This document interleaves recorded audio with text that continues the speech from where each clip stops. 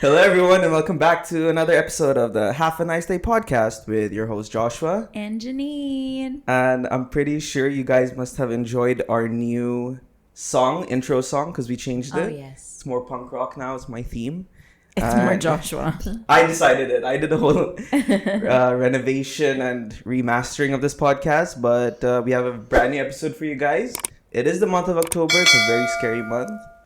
Halloween, breast cancer awareness, of course, and the guy from Green Day just woke up. Laugh. That's the key to laugh. And it's also Mental Health Awareness Month here, so you must have been like bombarded with company emails, getting sessions for like how to manage your anxiety, stress, everything. Management. Yes, exactly. Yeah. Instead of giving you a pay raise, they will send you these webinars. And then the next day make you work overtime. Exactly. It's like, okay, that was 1 hour, so you need to work another hour extra today. But in spirit of Mental Health Awareness Month, we have two amazing guests. This is the first time we're also doing two guests on this podcast. Yeah. So it did take us a little bit of time to set up. I'm very sorry, guys. You had to wait. They were on time, surprisingly. I thought like, okay, we'd have a lot of time, but the most on time guest ever. So thank you for coming, guys. Just a quick introduction. We have Ailien, who's the only Filipina psychologist. Yes. What is it? Psychiatrist. First Filipina. So the only Filipina psychologist here in the UAE or Dubai? UAE, as far as we know. Okay, as far as we know, guys. Yeah. So don't quote me on that. Yeah. And we also have Channan. I'm saying it right. Yes. Who's also another psychologist here in the UAE. And just a heads up for you guys, we might be talking about some things that might trigger something in you or something which is a little bit sensitive for you guys, but rest assured we are here to help. We just want to create some awareness on this topic because it is a topic that is very near and dear to us. And we're here to answer some questions because we're not professionals, so we brought some professionals. I mean, we were professionals until the real professionals walked in and they're like, okay. But thank you guys for coming. Give it a round of applause for Ailien and Channan, everyone. Yeah? Just gonna woo ourselves. Actually, we have a little guest on the floor as well. For those who are not watching the video, we have our little dog, Max, as well, who decided to sit in the middle of this whole studio. We haven't given him a mic, but I'm soon pretty enough, sure he'll be the third host. Stealing the show, though, a little bit later. Yeah, so you want to introduce yourselves and give us a little bit of an understanding of what you do, who you are. Yeah. Yeah? Go ahead. So I'm Channan, like Josh already introduced me. So I've been in the UAE since I was 8. Wow. Yeah. So I've lived here, pretty much been a third culture kid myself. And I thought, this is a great environment in which I can practice my profession. So I, did my education and everything, and then decided to come back here because I really thought maybe it can make a difference. Mm-hmm. Having a better understanding of what life is like here, especially growing up, seeing a lot of things changing. So that was my journey with, how I got to this point. I've been a therapist for about 3 years now. This is my 3rd year. Yeah. Well, more than 3 years now. Okay. So, that's me. In a nutshell. Yeah. Ailien, do you want to? Yeah, so I'm Ailien. And I've been in UAE, I think, for more than a decade now, like 11 years. Okay. Yeah. But I didn't start as a psychologist here. Like a lot of Filipinos, I started as a document controller in a contracting company. Oh, wow. But yeah, psychology has always been my passion. Like ever since, even before I knew what psychologists do, I asked my sister, is there a job where I can help people, by talking to them, and said yes. So anyway. Nice. So yeah, I pursued it here. I took my master's degree here in UAE. Oh wow, okay. Yeah, it took a while because it's expensive. Oh yeah. And we don't really get paid that much, right? Mm-hmm. So, but I did it. I made it. So now I'm practicing here in Dubai. Wow. As the only, as far as we know, as per psychologist, here in UAE. So yeah. That's so cool. So when you grew up, both of you, were you like, did you know that psychology was the way forward when it came to helping people, or did you have like other dreams and ambitions? But like you said, you always wanted to help people. Yeah. But was there anything else that you also wanted to try out doing for? for like as doing it as a a living, something to Yeah. feed you and move yeah, you like through a life. passion or yeah, like Yeah. as a career. Yeah. I think for the longest time, this is so weird, but I wanted to be a dentist because I was like, oh, that's really cool because all you have to do is like pull out teeth, and that's such an easy job, right? Like, and then I started when I was in school. I was like, no, you actually have to do so many things to get to that point. Yeah. So what's something else I can do which is still somewhat related to like human beings? Because I knew I wanted to be in that space. Right. And one of my classmates was really interested in psychology. I didn't even know what it was at that point. But then I was like, oh, this seems interesting. So she actually, very funny, she ended up being a dentist. So she's a dentist. But then I was like, this is really cool. And then I started, looking into it. And I was like, well, I think this is what I want to do. So for me, it was, dentist. And then at some point I was also like, maybe I'll be a journalist because you get to travel. And then eventually it was like, no, let's be a little more grounded and Right. figure Okay. out what you want Yeah. to do. So yeah. So eventually you swapped with your friend. She became the dentist. Well, yeah. You're now The old the switcheroo. Yeah. Nice. And you said you were a document controller. Yeah. here Prior. Before, yeah. How many years were you? I think I was document controller. 3 years, Nice. almost 3 years, and then I became an executive secretary for someone. Yeah. The Filipino way. Yeah, exactly. I mean, that's our only route here. Yeah, right? Yeah. But yeah, I wasn't happy.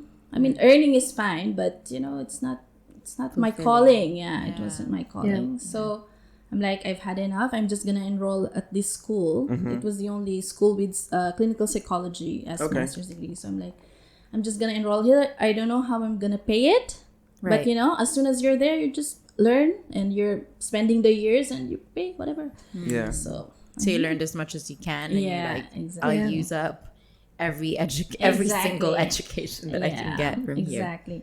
And then I had to resign, but then I got in there as a research assistant as well at the university, so that wow. paid for at least a semester.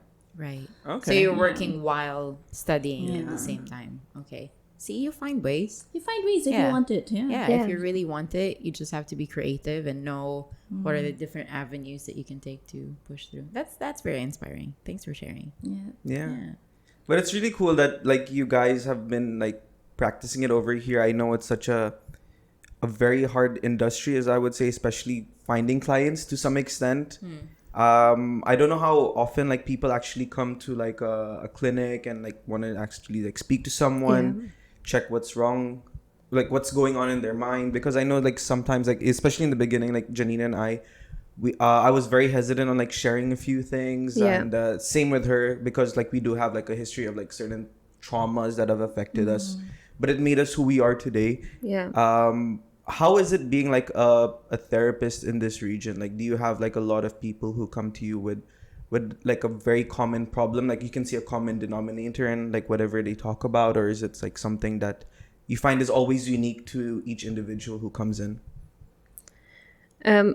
I think the issues can be common, but the way they experience them are very different, right? So Okay. it is very individual to individual how you cope with whatever's going on. Right. Even something like just anxiety, right? Or depression, which are very common now Yeah. and commonly known. But how they come up in one person can be like very different from someone else, right? So yes, to some extent, there is a lot of like commonality in all the things that are coming up, but also like at the end of the day, the approach you need to have, the way that you need to interact with your clients will be very different. So Okay. so I think that is something that I've seen so far with practice, and I think Ailien will also agree that another aspect is like your cultural background and the way you've grown up is Right. very important, because that is basically a blueprint of how you're going to start living your life, right? Like whatever you've grown up with, whatever you've experienced, like you said, your traumas have made you the people you are today. But that also means that the way you cope with things is going to be very different, right? Because it's based on those experiences. So Yeah. that's how I look at it, more so than, like this is very common, and then like this is one straightforward approach to how we deal with it, I guess. Okay. Yeah, but if we're gonna talk about numbers, like they do it here, statistically speaking, the most common is depression Okay. in the UAE. And it's 1 in 5 people, I think, Yeah, right? 1 Like in that's 5. the It's yeah. Max here. Like 4 of us and then Max. Max is the one. It's Max. That's it. That's quite a high number. It is. Actually. And actually, last year, I mentioned this into one of my webinars. Like, they made an article about how the youth are experiencing depression. So, very, very early on, people are experiencing depression here in UAE, in Dubai. Yeah. So, it's really something that needs to be addressed. But I also want to point out that you don't have to have a disorder to go seek psychological help. Because I received like a couple of calls already who are like fine, they're fine, but they have a lot of things to unpack as well. Like you mentioned, like you grew up with some traumas, right? And just when I say trauma, I want to clarify that it doesn't have to be a disaster. It doesn't have to be, a sexual trauma or like a physical trauma. But we are brought up by humans, so they're bound to make mistakes, right? And we build our schemas around that. So a lot of like I had 2 calls already who just wants to unpack, like because they notice a pattern in their behaviors, like how they tend to push people away even though they don't want to do that, but they can't help but do it because that's how they cope, that's how they respond. Yeah, it's like years and years they've been doing Exactly. that, so it was their natural response. Okay. That's how they feel safe as well, right? So you need therapists to actually help you unpack things and help you. I think it's always nice to have like a different perspective from a different person, especially someone who's professional. 100%. Because again, there are some people who tend to bottle things up, and I myself, Josh, the same. Yeah. When something happens and we're agitated or we're anxious, we just tend to like shut down. Yeah. And It's just basically for me, it's like just to avoid conflict in any way. Yeah. It's like, why would I blow this up if it's just gonna sit with me for like 5 minutes Yeah. instead of like talking about it and sharing my feelings. Plus, I'm a man, so I don't need to do that. But Men don't have feelings. and don't cry. Yeah. yeah, but it is something that I think needs a lot more attention these days, a lot more awareness, and Yeah. and that's why we have you guys here, because we were actually sent a question from one of our listeners.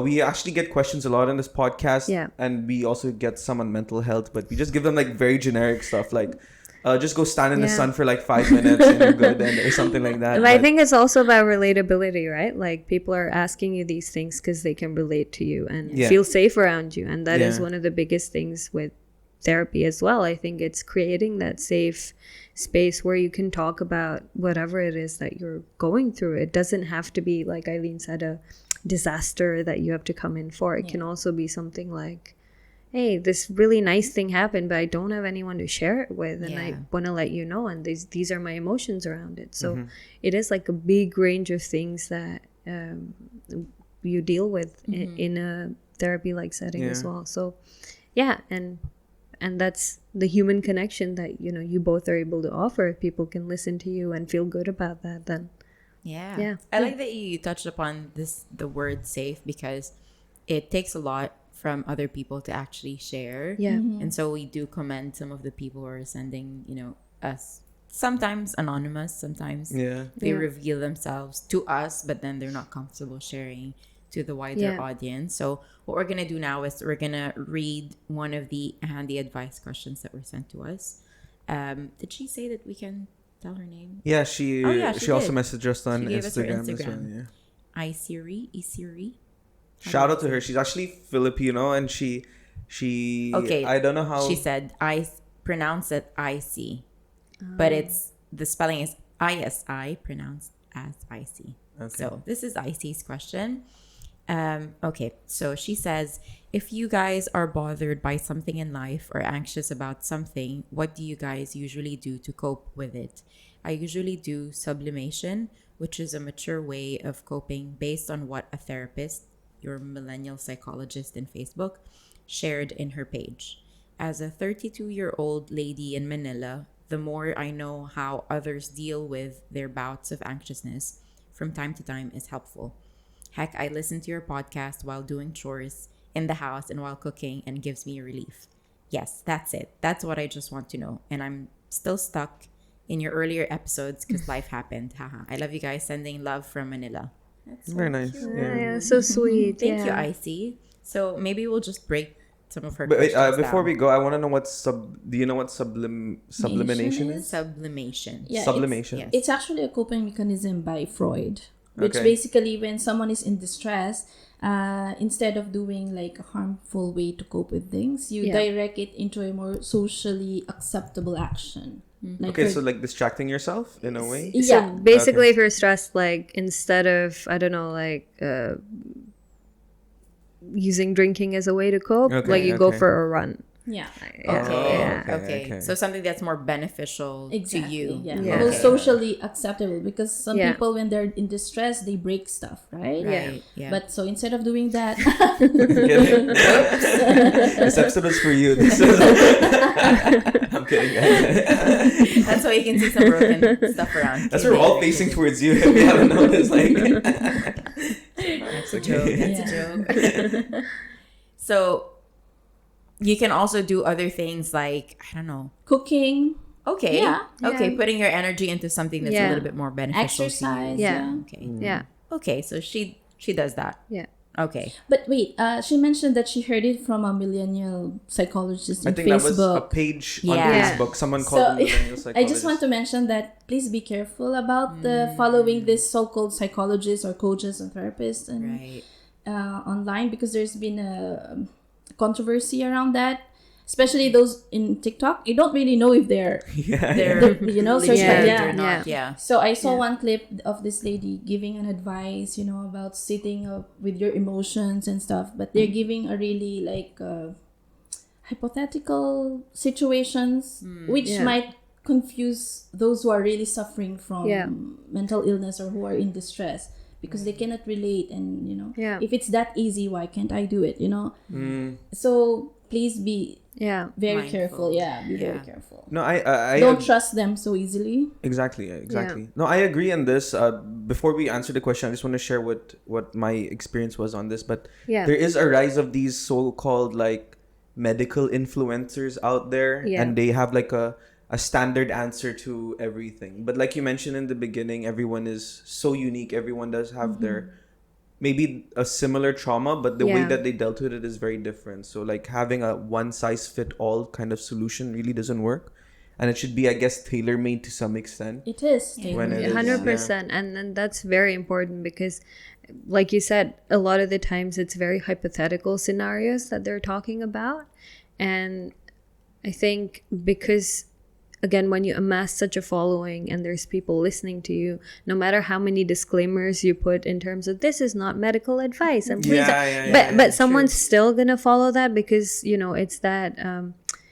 it's that whole effect of like a lab coat effect, basically, because you are that person in that position of power, then you have that effect regardless of what you're saying. So Yeah. people are going to perceive that as, oh, this is the expert sharing this thing with us.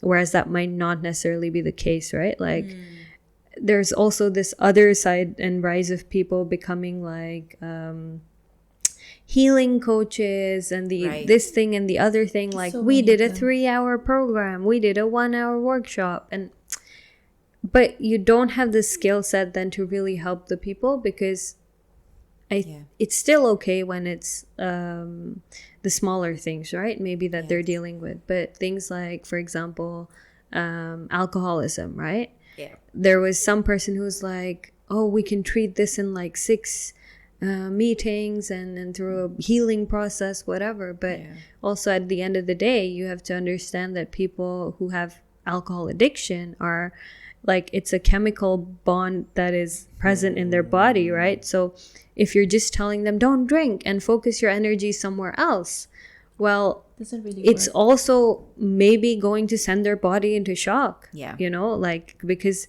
there's withdrawal and there's very real rejection of Physiological response to that, absolutely. So these are the very like real sides of things like this having an impact. Like it's all great on social media otherwise, but Yeah.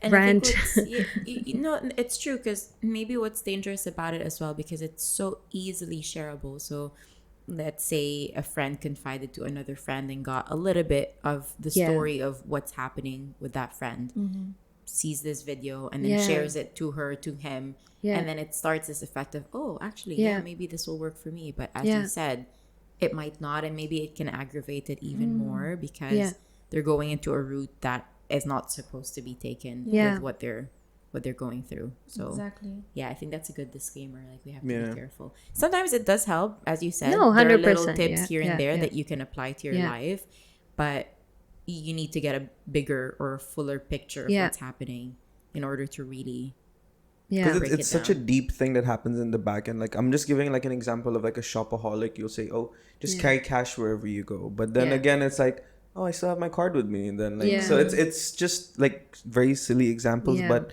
at the end of the day, like it's really hard to even make a small change, especially when you have like such a big addiction going on. So yeah, good advice.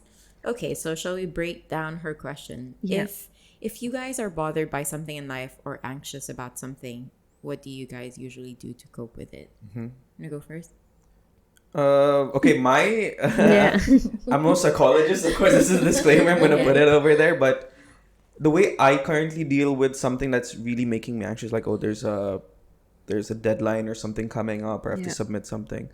I'm a guy who does everything last minute, basically. So I will like literally hold it on to like the 11th hour and just power through it. I know like people, when they do interviews, they're like, I work well under pressure, but for me it's like I only work under pressure, because other days I'm like super lazy, I get easily distracted, but I don't usually find something to like draw my attention away from the certain task, but it just naturally happens. Like last night I was like, I need a new deodorant, and it's already like 1 a.m.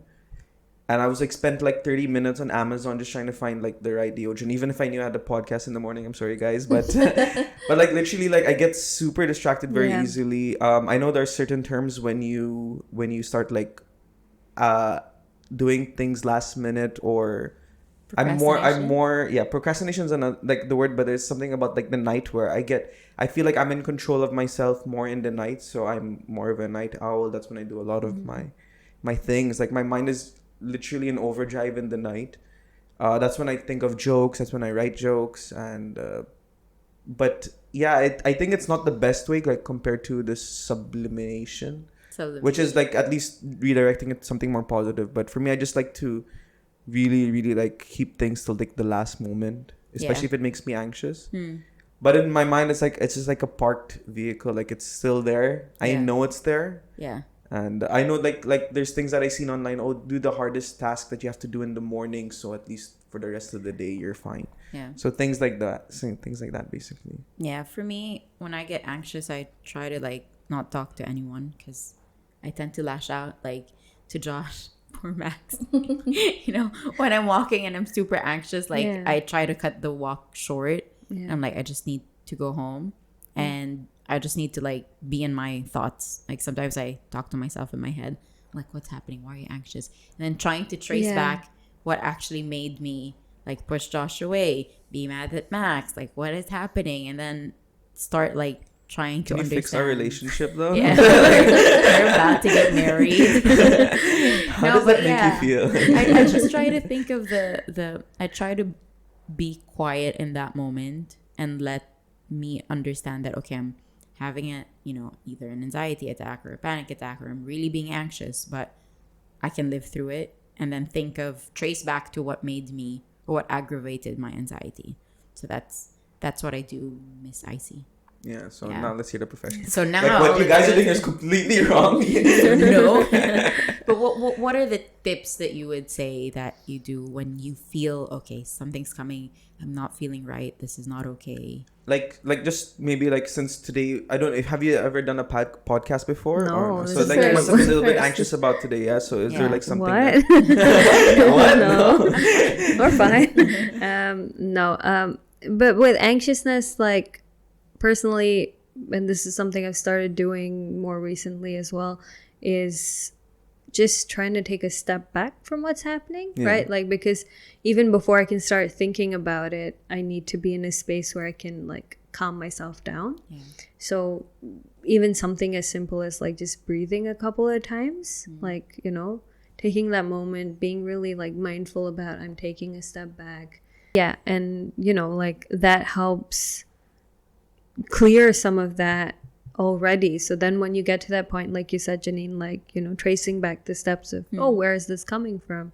That makes it easy. When but you're in a calm state. Yeah. If you're already agitated and anxious and you're trying to step back, nothing's going to happen. And because then that's like extra stress, right? Because then you're like, well, why can't I figure this out? Like, you know, I know what's going on. I know I'm anxious. Why can't I think about it? Why can't I deal with this? So then you're adding another layer of pressure. But when you are able to calm yourself first, then, you know, maybe it's easier to also be kinder to yourself in your head and your thoughts and what's going on at that time. So, and then you can deal with it in a way that, you know, makes sense to you. So that's what I do. But also something that does really work and is something I do recommend to people when they're feeling anxious. So, Yeah, so for me, well, anxiety is our body's way to respond to stress, right?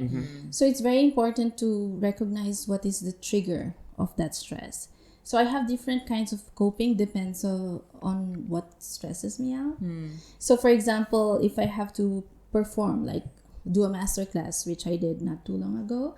So the trigger is about me, you know, talking in front of people, which I really hate, right? Because I have a performance anxiety. I don't want to mess up. I don't want to sound like a complete, you know, fool.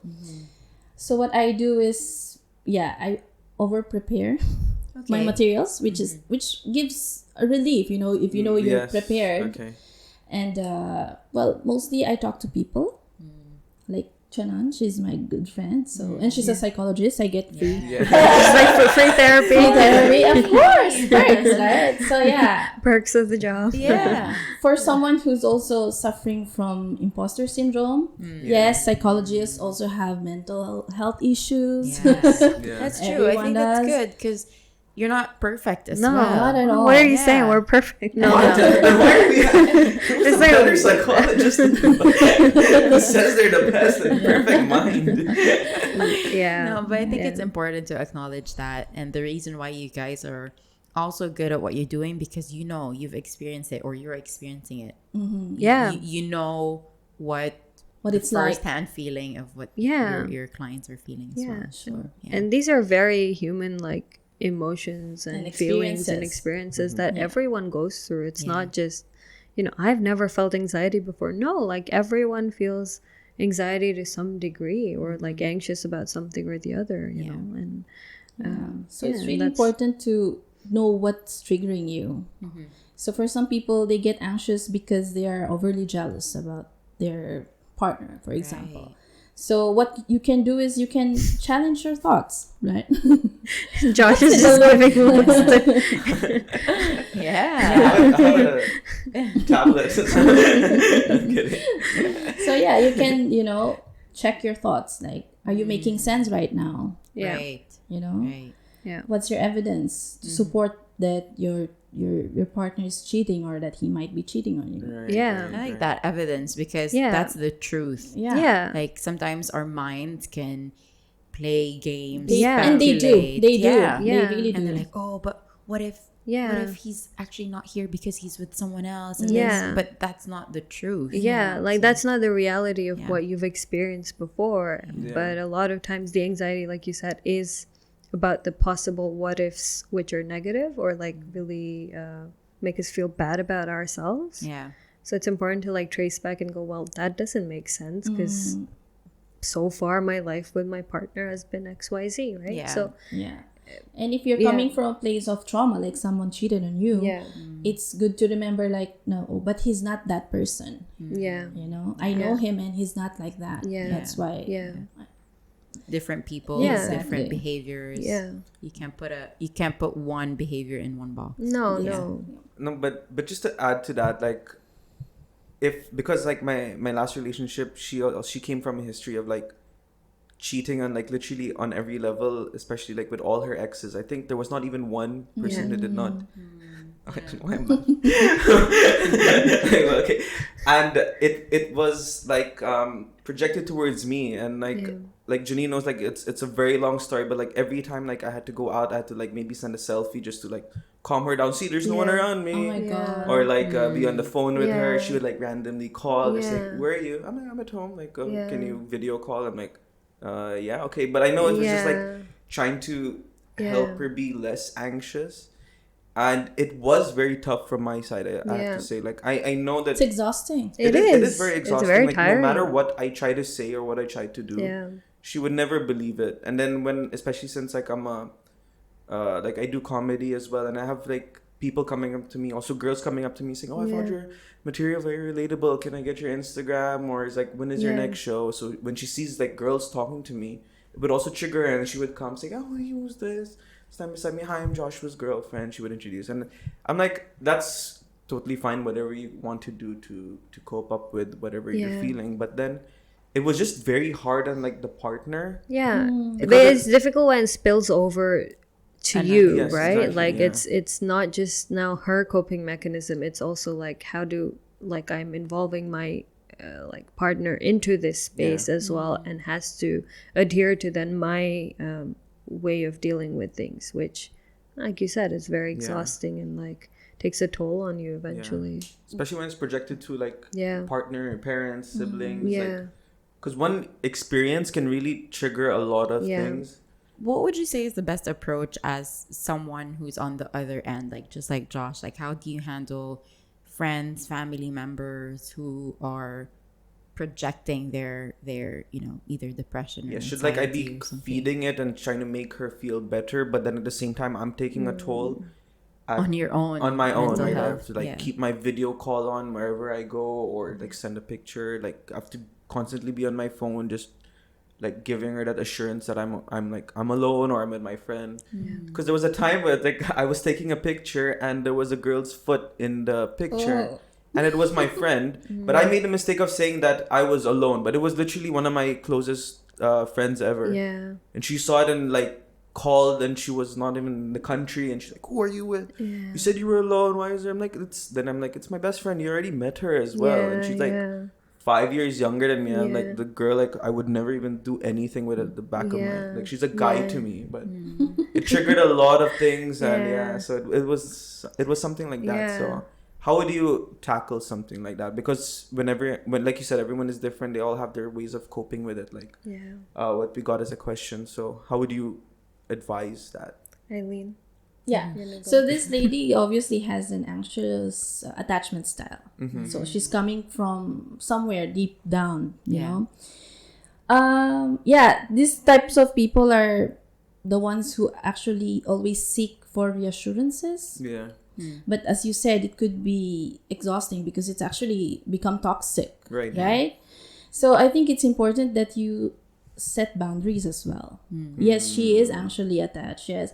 But you have to, reassuring her for, you know, at this, from the beginning is fine, constantly is fine. But there has to be a line where you have to live your life as well, right?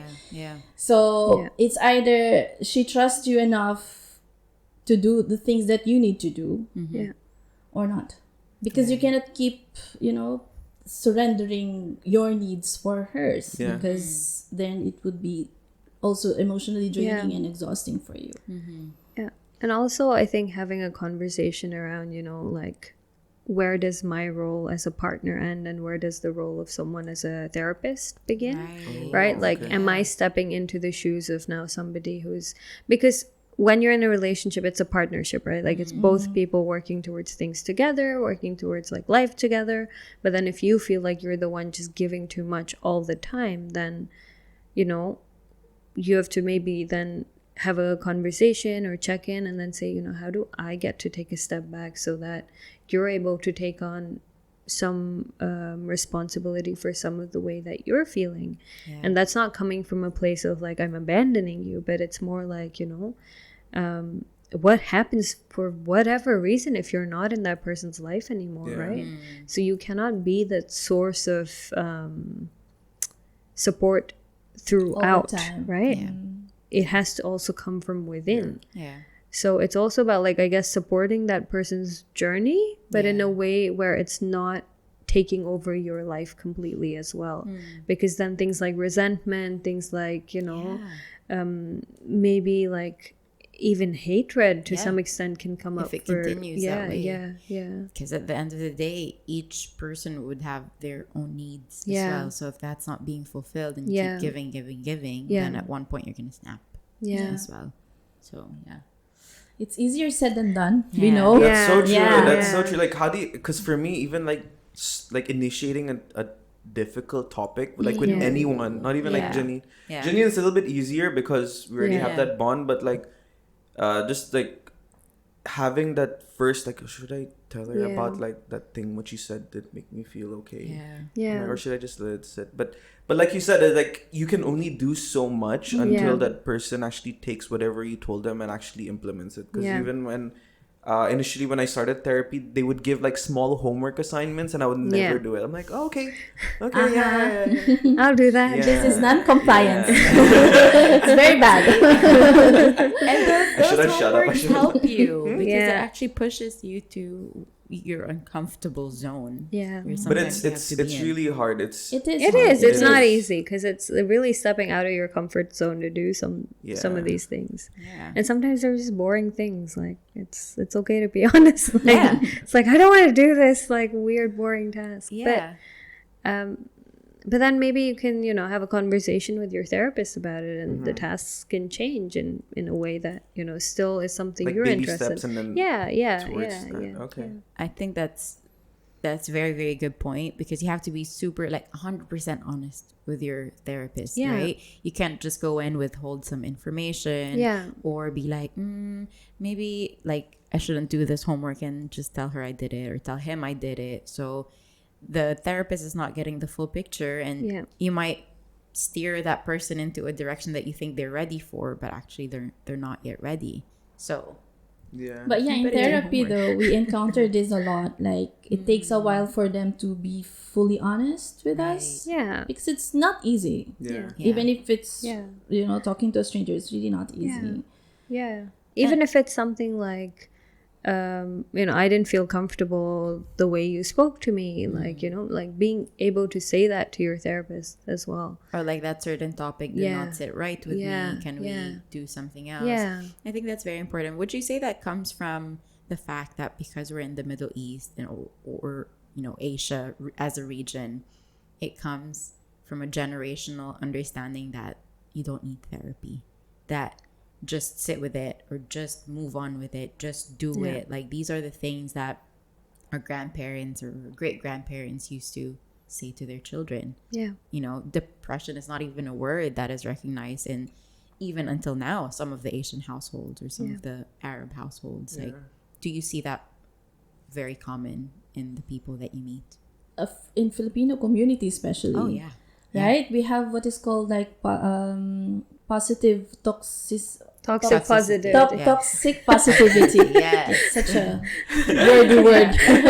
Yeah, toxic positivity, right? Yeah. Like, why are you sad? You have so many good things going on in your life. Yeah, that's right? the main thing, right? Yeah. So we end up feeling not heard, not understood.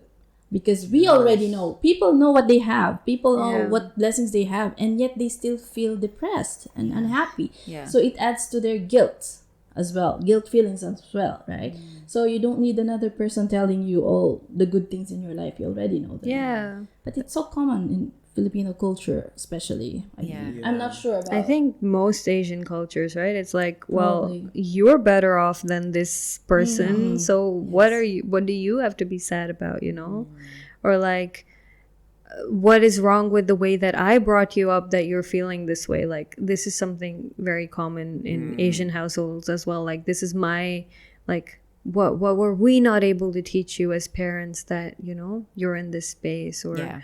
that whatever the actions of you as a child are somehow reflective back on the way we've brought you up. And Sometimes it's even worse. They compare their childhood to yours. Like, you had it that's much true. easier than us. When we were Yeah. growing up, we only had one rice. And, Yeah, you know? I had to walk all the way to school. Yeah. Now you have your own bus, you know. Exactly. Yeah, I have to call someone. It would take like I have to go to the pay phone and Exactly. put in So it's and really pay, yeah. invalidating, right? You feel invalidated. Yeah. You feel like I shouldn't be feeling this way, but why do I? So, you know, yeah, And as you said, the guilt comes. the guilt Yeah. comes. And it's connected to what you said earlier. You have to be kind to yourself. yeah, Because if you, it's difficult if you keep hearing these Yeah. conversations, or maybe not even having these conversations. yeah. Because But it's again, the implication that you cannot have these conversations, that you cannot come to us with these things because these things are Shouldn't like be there. the minuscule, right? Like they Yeah. don't matter. Why are you sad? Like, you know, just be happy, cheer up. Yes. You know, like I think I've Man heard up, that. John. I think I've heard that. Just be happy. a Don't lot be of anxious. times. Yeah, like how come it seems like you're living a good life? Yeah. And again, like what you project on social media is very different from your Yeah. real life. So Yeah. friends will start asking like, "Oh, you're sad? Why? You looked okay Yeah. on social media. You're posting so many nice things. Yeah. You have a great job. You have this. You have that. Why are you sad? Yeah. How? How? Like how is that even possible that you're sad? yeah. No, but is there a way for like us to, because a lot of it is like those like positive affirmations and Yeah. being like keeping a gratitude journal, like Yeah. oh, today I walked 5K steps, and yeah, so these are small things that make us feel better. Yeah. But like you said, like even if like I like I have a stable job, I have a Yeah. car, I have an apartment, I have a good group of friends, but I still come home every day feeling empty. Yeah. So how does those two things like work together? Is it like a lot of benefit in like writing down like small things that you are thankful for? Because like even for me, like I would be on like Instagram and I'll see like a child without feet, but he's like playing piano or something, or like Yeah. violin, and he's like and he's very happy in his life. But I'm like, I have like a full working body and I still Yeah. feel like I'm not the person who I'm meant to be, or there's so much more that I can be doing. Yeah. So like these are sort of things that But isn't that like guilt coming back up into play? Like, oh, like I'm a able-bodied person, whereas this is not. So then why am I like, you know, not doing like more productive things with my life, for Yeah. example, right? So I think that it's again like that whole concept of, well, you should be grateful for what you have, and if you are not, then you're doing something wrong. Yeah. Yeah. Yeah. And it comes again, it's difficult because it's generational. It's like your great grandparents to Yeah. your grandparents to your mom, Yeah. and then your siblings. So Yeah. you've lived your whole life allowing yourself to say this is not okay, like I can't feel, I shouldn't be feeling Yeah. this way, and then suddenly you realize, oh, I can feel Yeah. this way. So your head is just like, what am I supposed to feel? Yeah. You don't even know.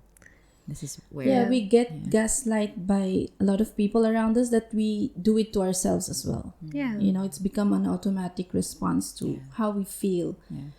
So this is really where self-awareness comes in. So you have to be really aware of what's going on. It's Yeah. difficult. Yeah. I suffer from that Yeah. as well. Like I Yeah. usually gaslight myself. Like I question, if do I really feel sad? No, I'm fine. Yeah. It's just one of those days. Yeah. yeah, You know, you keep Woke saying up on the that, wrong side of yeah. the bed. Yeah. I was like, All it's those gonna kinds get of better things. later. Yeah. I just need coffee, or you know, you don't let yourself feel what you're feeling. Yeah. It's like it's not good to feel it. Yeah. You know? And that's the thing, even with self-awareness, right? Like a lot of times we might tend to like intellectualize or like be very logical about what's happening, so we know what's going on, but then we don't actually sit with the feeling and feel it, right? Like if I'm sad today, well, I'm just sad, right? Like maybe I don't need to think so much into why I'm feeling so sad. You know, I can just say, okay, this is my emotion right now because this thing happened and it's making me upset, and that's a valid reaction, right? And sometimes giving ourselves that also helps, because it's like you said, it's like, oh, I can feel these things, right?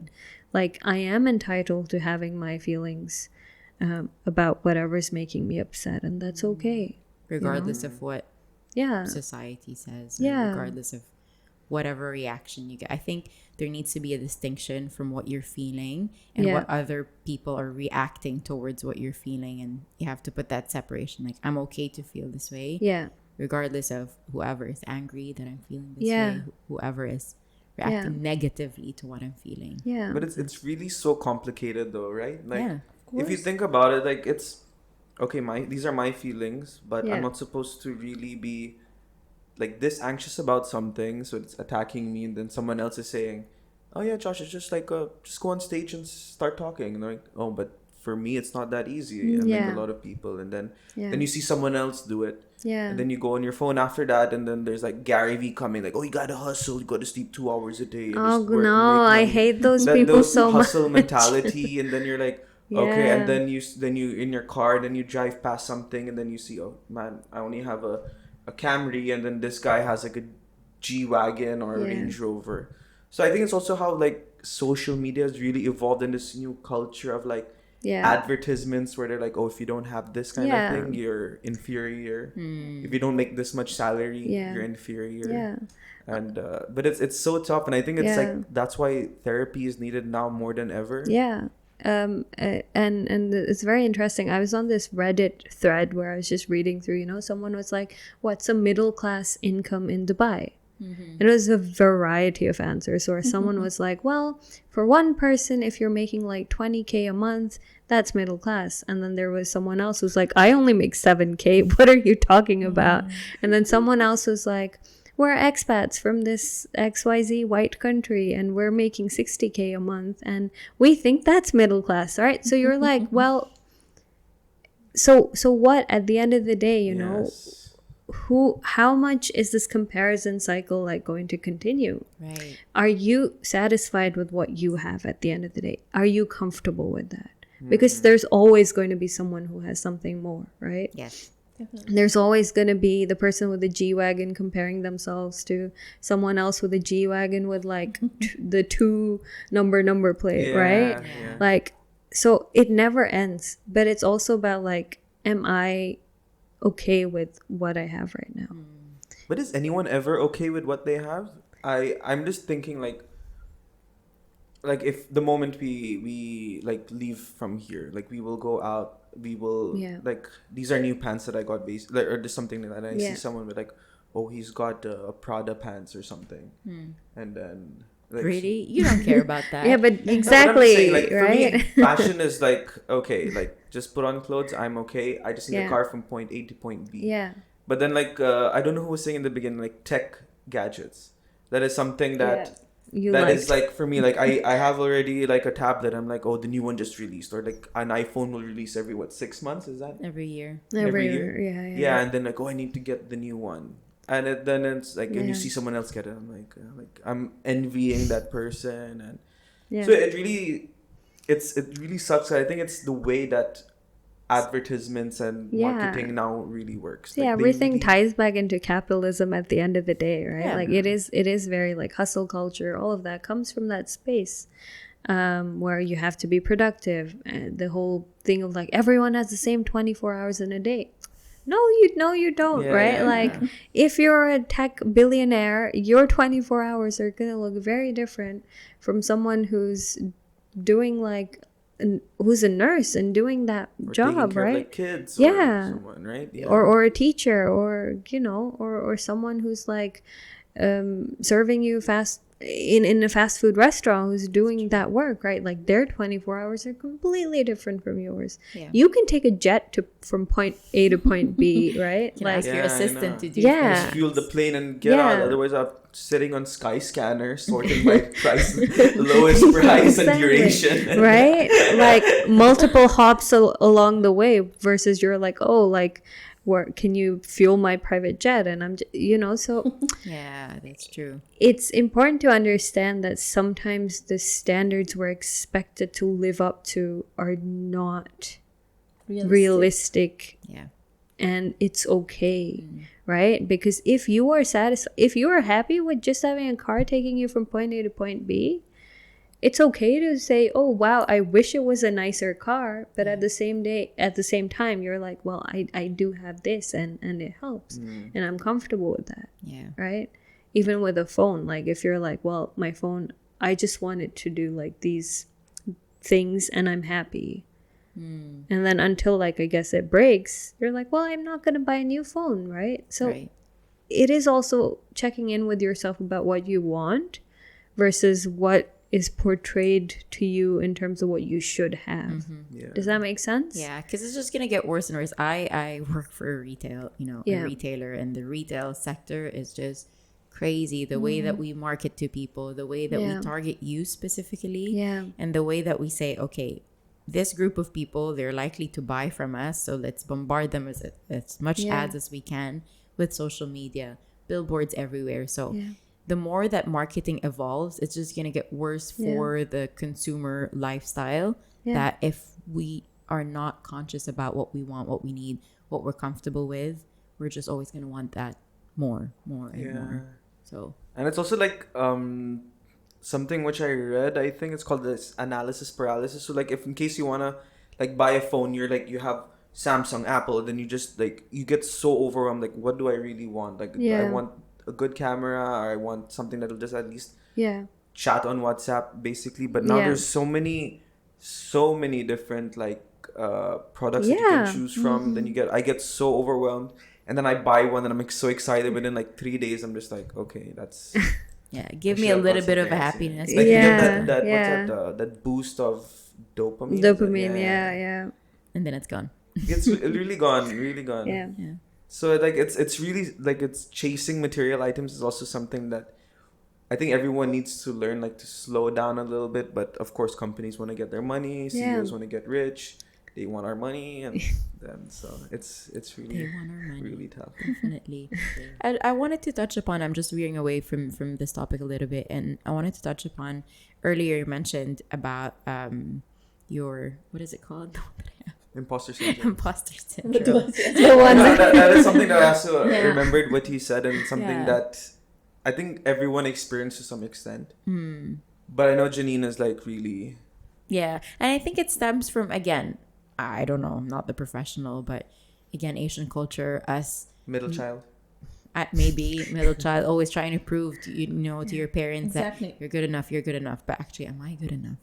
And then when things happen that are good, you're like, why am I getting these good things? Am I worthy enough to be in this position? So do you get a lot of that as well? And is it gender specific? Is it more female? Is it more male? Or how does it go? Before, when they started the imposter syndrome, they were ladies, 2 psychologists as well. They thought it's only predominantly female, but now it's found that it's more or less equal. Okay. Yeah. So even men get that, But I think men are maybe less likely to show it, especially when you combine it with like privilege and ethnicity. Yes. So there's people who feel very entitled to having things even if they don't deserve them. Yeah. Whereas like you'll see with a lot of like minority groups, with a lot of, like you said, Asian culture, spaces where it's pushed very much that you have to be the best no matter what. Yeah.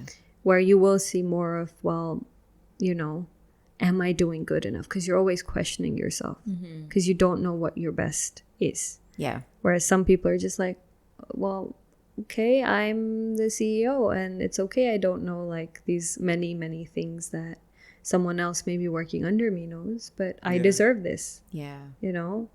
And are there certain exercise or like things that you feed yourself to be able to cope with it better? Yeah. Because it can impede even what you're doing, right? Because then your thoughts are like, are you actually good enough? Are you actually good enough? Yeah, then you spend too much time doing something, even if it's like already done, and you just keep like, I need to make it perfect. I need to improve a point. Yeah, for example, for me, I suffer from imposter syndrome, right? So, okay, maybe I don't trust myself, but I do trust my hard work. Right. For example. So, I trust that I worked hard in getting my degree. I worked hard in passing my exams and getting this license. Yeah. So, whatever I worked for is here. Yeah. Put me where I am now. Yeah. Right? But it's difficult because especially if you're coming from a background where you've always been compared to your siblings, maybe, Yeah. right? Yeah. Which is very, very common again in any culture, I suppose. Yeah, in any household. Yeah, more so any collectivistic, background. So like Asian, Arab, That's true. Yeah. There's so many causes of imposter syndrome. One is being compared to other people, Yes. not being acknowledged enough, or being too acknowledged as well. So when you make a mistake, it's like, so it means all the end of the world. Yeah, all your achievements were Yeah. fake because Right. why can't you do it now? Yeah, Right? yeah. So a lot of things. Yeah. But it is like a very Asian thing where like parents would like post, "Oh, my son is cum laude," or "My son Yeah. Oh, yeah. passed the first in his class," and all the other parents would be like, "Oh crap, Gloria has a super smart son." Yeah. Then we try to project it on our own children, like, "Weren't you studying hard enough?" You know. Why So- can't you be like Gloria's son?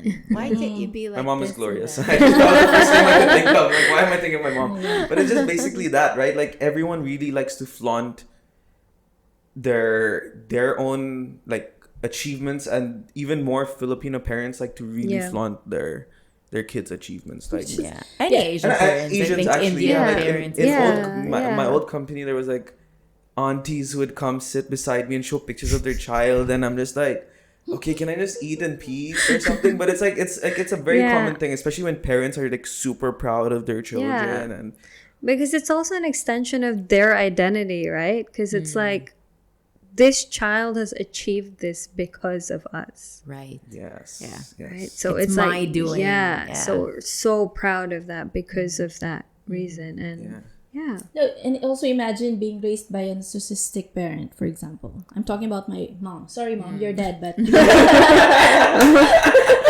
So he's in this room now. sorry. But I think it's something that a lot of us experience growing up. So my two siblings, the firstborn and the lastborn, I'm also middle child. child. Okay. I'm the only one, so I'm the Yeah. odd one out today. So they're both really, really smart. Like, Okay. so the firstborn always gets first place all the time. So she's the pride, right? And the lastborn is also like naturally genius. Like she can do many stuff anyway. And I'm the type who's like a laid back type. You know, I just want to play. I just want to make friends. I just want to be lazy. Socialize. Yeah. I'm lazy. Yeah. You know? Yeah. So I've always been compared to both of them. But to my mom, if her child doesn't go on a stage, you know, in Philippines, they go to the stage with the parent, right? Yeah. It's our requirement for her.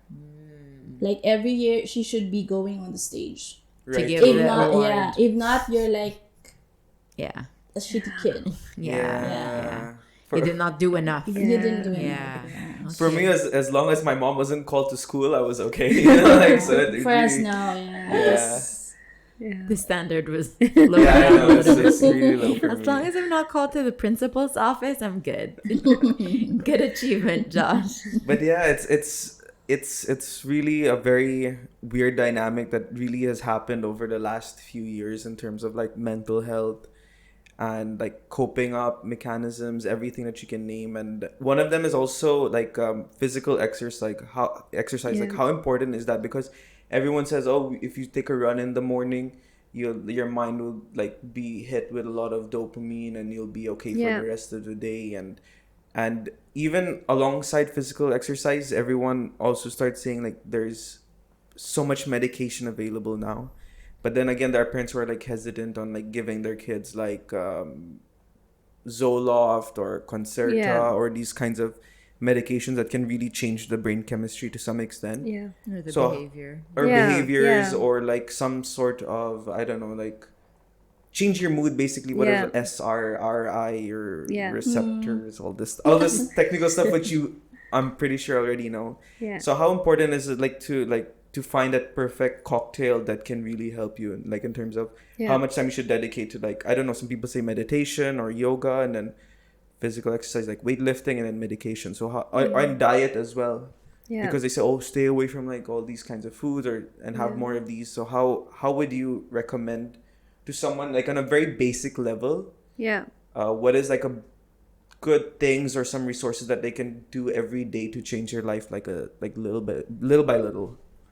You want to go first? Yeah, I think it also depends on like what you're going through, right? Like if it is something that does need medication, then to have a discussion with a psychiatrist that you're seeing, and then also with a therapist. So I always suggest like a combined therapy plus medicine approach Okay. is best.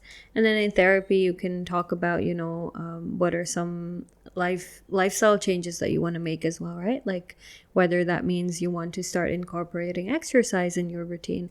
But it's also a very step-by-step thing. It's not, because it goes back to that whole idea of if you put too much pressure on yourself and too many expectations of doing everything at once, then you might not even get to a point of starting, right? So it's more about like, how do I build these little steps towards what I want to do? So instead of doing like I'm going to start running tomorrow morning when you've never run before, you might start with, okay, I'm just going to like stretch a little bit. Maybe I'll walk around a bit, and then, I'll work my way up from there. Or even at the gym, like with something like weightlifting, okay, but what is something that I'm comfortable with? What is something that I enjoy doing, right? So it can be any form of movement that makes you feel good, that you want to start, with. So there's no like one size fits all approach for everyone, but it is very much like, a team effort with you basically leading the things, and then your team of, let's say, like a psychiatrist and a psychologist working with you to get to that point. So even with medication, it is good to be like cautious and wary. Like you don't want to over medicate.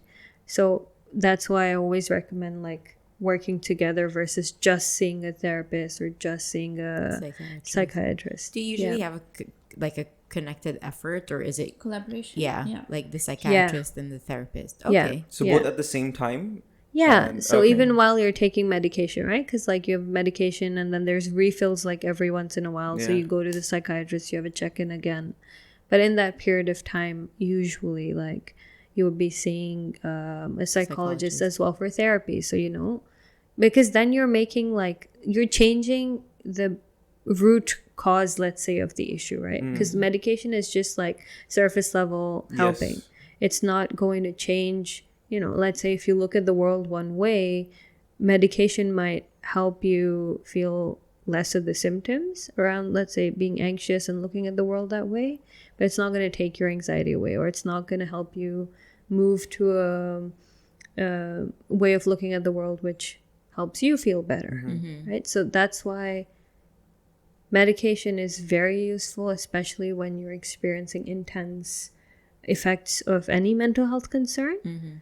So it is a combined effort. And like, Ailien, you want to add to just to be a little bit more technical, you mentioned about exercise, right? Yeah. It's actually been proven, like even if you do like a cardio for 15 minutes, it reduces your risk of having depression and anxiety by 26%. Wow. So That's a huge it's amount. huge. Yeah.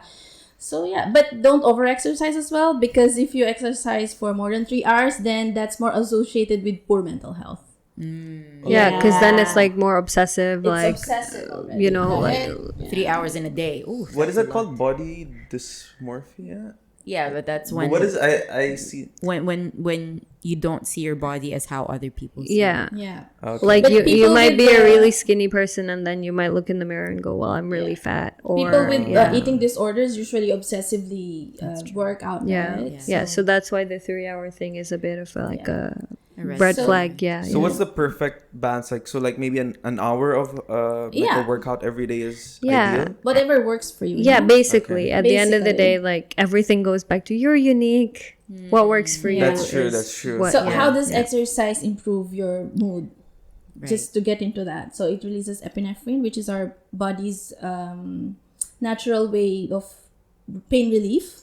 Yeah. Okay. Dopamine, serotonin. Yeah. So these are responsible the happy for mood. hormones? Yeah, yeah, So yeah. and it also lessens the cortisol, which is the stress hormone. Yeah. So it reduces stress as well. Okay. So in this way, you could see how it can benefit you mentally, right? Okay. And what else was the question? Medication. Yeah. Yeah. It is important to a point where, for example, if you seek therapy and you are in very severe major depressive state, you are not receptive to whatever I'm Yeah. going to say. You are Right. in that state where nothing matters. You would just want to just kill yourself, for example. Sorry, trigger warning. Yeah. Yes. So then it would be beneficial to get medication. Yeah. Just to get you to that level. Yeah. To where you can be receptive of the therapy Yeah. itself, right? But I don't recommend just medication Yeah. or being totally dependent on medication. I just like to give an example. Like we had patients who had alcohol addiction and drug addiction. This is when you were doing your Thing. clinical. Yeah. Yeah. Okay. So what they tend to do is that they just give them medications, right? Okay. But that doesn't really fix the problem. Yeah. You just make them dependent to a new medication. Yeah, new right? substance. Yeah. That's true. Yeah. So you have to go to psychotherapy as well to help Yeah. you ease out from those medications Yeah. as well. Because what's the benefit then? Yeah. Just change your medications, change your addiction. Yeah. It doesn't really make sense, right? So It's that's just how more they, societally acceptable Yeah. to be on those specific things versus like But those what you're on. medications are addictive as well. yeah. Because it makes you feel better, and Yeah. now you're Yeah. veering towards it because Yeah. it makes me feel better. Yeah. But as you said, it really is a process, huh? It is. Because Yeah.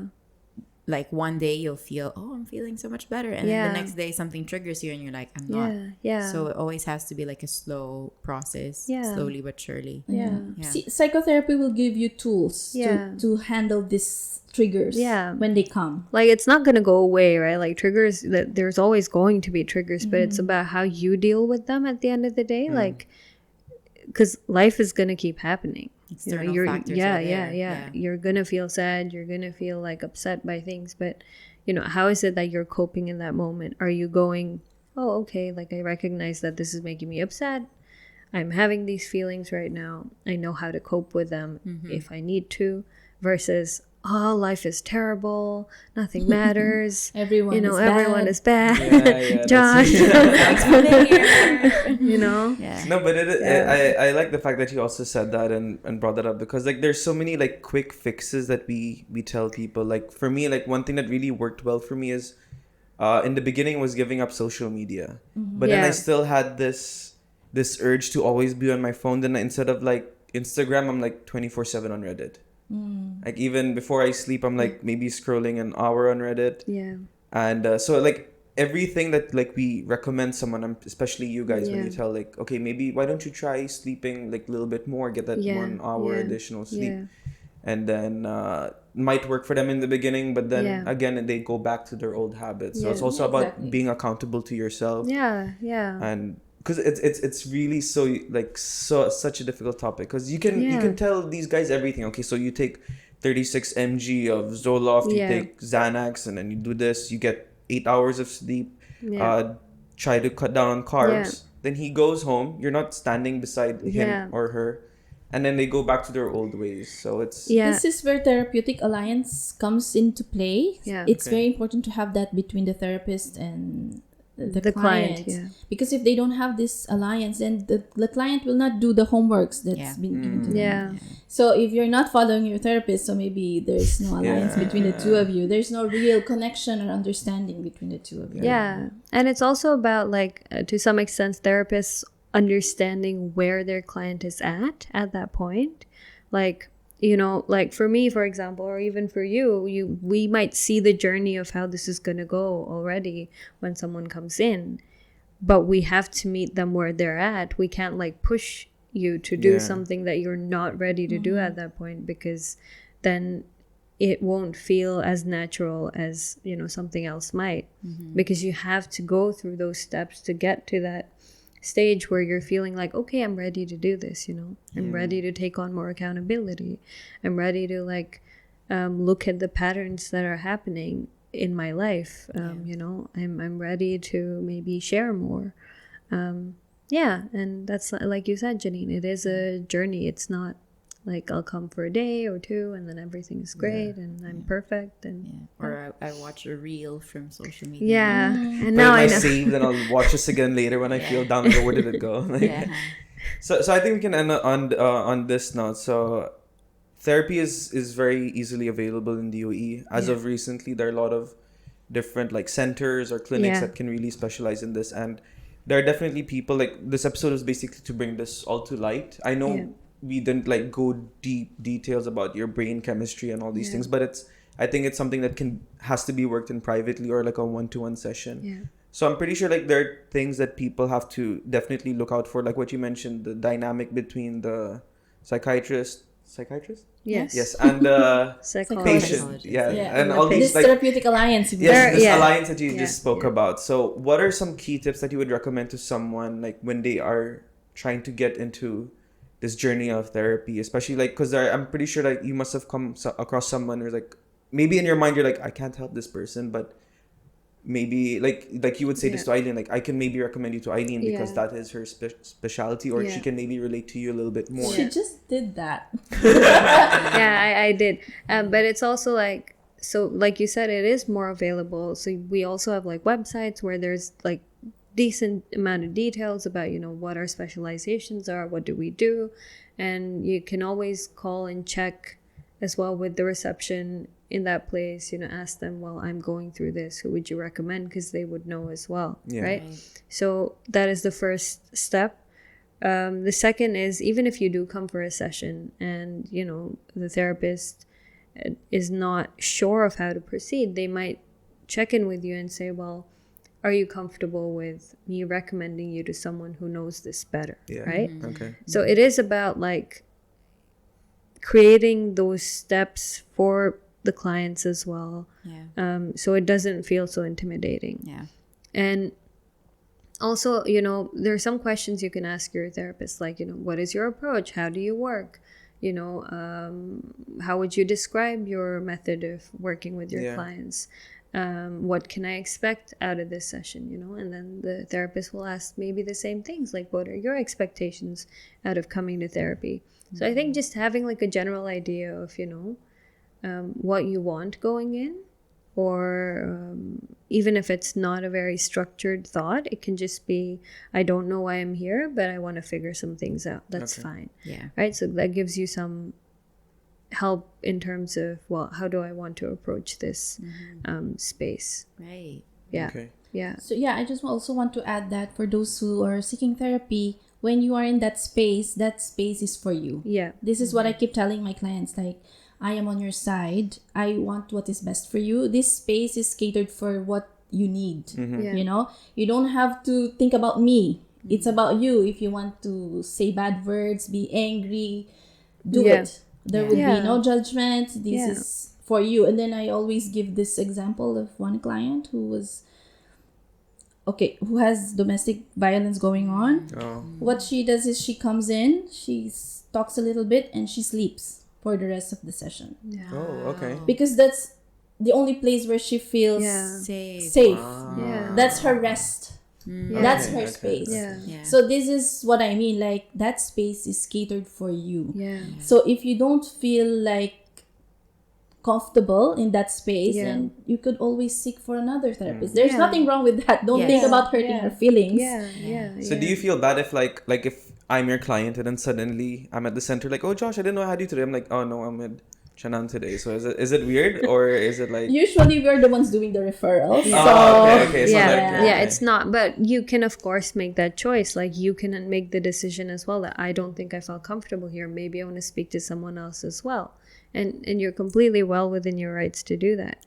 On a human level, will I feel bad? Like, or will you feel bad? Probably. Like, as, oh no, imposter syndrome Like, is what did I here. do yeah. But also at the end of the day, as like a professional, no, because, you know, you're doing what's best for you, and that's what we have to keep in mind. Because I'm going on that with my barber, because my barber is on vacation. So I've been going to this other guy who's in the same, and he's so much better, and he's coming back from vacation. I'm just like, I don't want to go back to you. I want to start with this other guy. So I don't know how to tackle it now.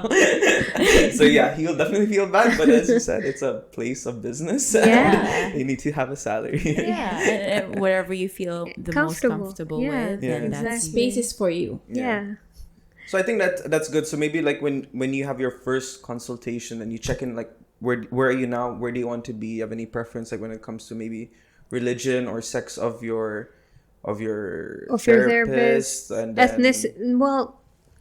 ethnicity to a certain extent. If you feel like, you know, like, what languages do you speak? Will I be more like, I speak Hindi and Punjabi as well. So Okay. like if somebody's coming in, they're not comfortable in English, and of course, that's something Exactly. Okay. I can do. So Language barrier yeah, can come so into right, play. right, absolutely, right. Because you also express emotions differently in different languages. For some people, like the cultural understanding might be very important. Like you said, if you just say, well, it's an Asian thing, and then you just want someone who gets it versus Yeah. having to like explain the whole thing thing, about, so it's things like this that are for the person to think about, like, what do I want in my therapist when I go? Yeah.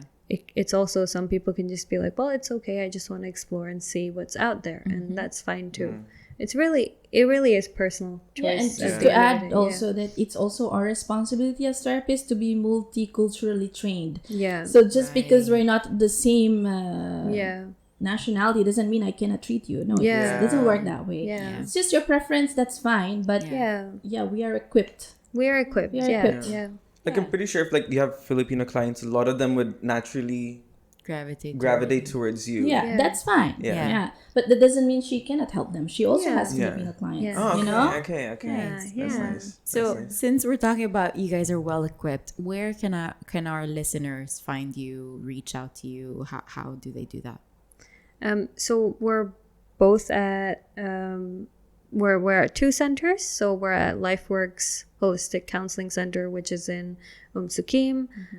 They have a website. You can read more about us on there. And then we're also at My Conscious Mind Mental Health Center, which is in Barsha Heights, Okay. very close to the metro station. Ah, there you go. Very convenient. Yes. And if like our listeners want to maybe reach out to you personally, do you have like Instagram or like an email that you maybe want to share? So maybe they can try to get the ball rolling. Then you can recommend to them like, or do you also do the Yeah. like the initial counseling, or is it like a separate person or team who does that? Like they when they match the patient to you, or It's usually reception who like deals with the phone calls, Okay. but you can always write personally to us as well, and check in with us, and we're more than happy to have that conversation. So my Instagram is private, so I don't use it for this, but people can reach out to me at my email. So it's just my name, so Chaanan at lifeworks.ae or Chaanan at mcmdubai.com. That's me. Yeah. For me, we work at the same place. So she because so you send it to her, she'll post. yeah, exactly. I do have an Instagram account, but I'm not really very actively Okay. posting. Yeah. But yeah, I do check it. So it's Trust Me, I'm a Therapist. Nice. Oh, Yeah, wow. that's Okay, my okay. name. Yeah.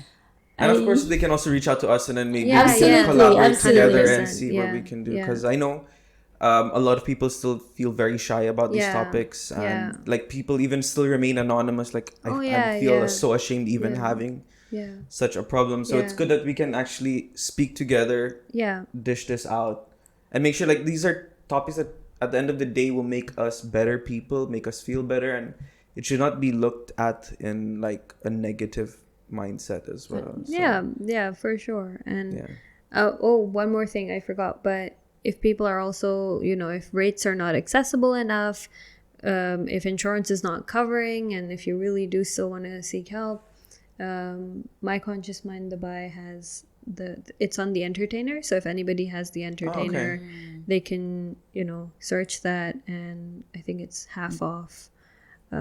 Half off for their, but yeah, Good. yeah, Having it accessible for everyone. Yeah. If they're not But is able it to. generally covered under insurance therapy, or some For some. for Yeah. some Some insurances there's, so you can just go in and like maybe how you go to the doctors, and you might pay like a very small amount, and that's it, and then the rest is covered by insurance. Others, like you pay the full amount and then you can claim it. yeah? So it's always useful to check Yeah. with your insurance about Coverage. what's covered, what's Yeah. not. Yeah. Right.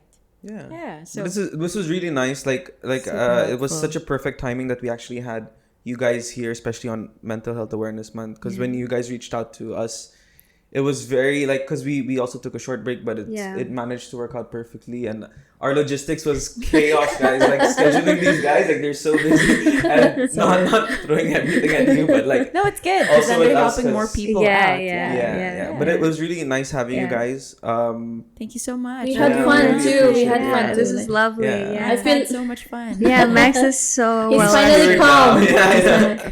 He's in his calm state. See, this is the space we create. Yeah. Exactly. Such So- a safe space. Yeah, thank you so much. And for those who would like to reach out, let us know. They have their emails as well. If you want to reach out directly to them or you want to let us know, please send us an email at haveanicedaypodcast@gmail.com. Have a nice day, show. Have a nice day show at gmail.com. I don't even know our emails anymore. Or go to Instagram at Have a Nice Day Podcast. You'll find us there. We still have our handy advice section, Google Forms if you want to remain anonymous. But just as Icy did, she gave us her name and her handle so we can message her afterwards on Instagram. Yeah, just to give her a heads All up. up to you, as they said. Yeah. You know, it always is what you're comfortable with. So let us know how you would like to get in touch with us or not. Yeah. We'll still be here. And I was actually planning on like bringing back like all guests, like maybe in like a few months, just checking in and see what like progress everyone has been doing or things that they've been doing. So definitely we'll have you back in the future, Sure. just to like also Yes. catch up, see what's new with you guys. Or And if there's like, another any- question about mental health, Yeah. we now have the You guys professionals are- to help us with but that. it was really cool having you guys. Yeah. At least I know now that we can have 4 people on the podcast, because so far we've been doing 3 or 2, and but Yeah. really thanks for coming. Really appreciate it, and Have a nice day. have a nice day, guys. Yeah. Thank you. Thank you. Thank you. Bye.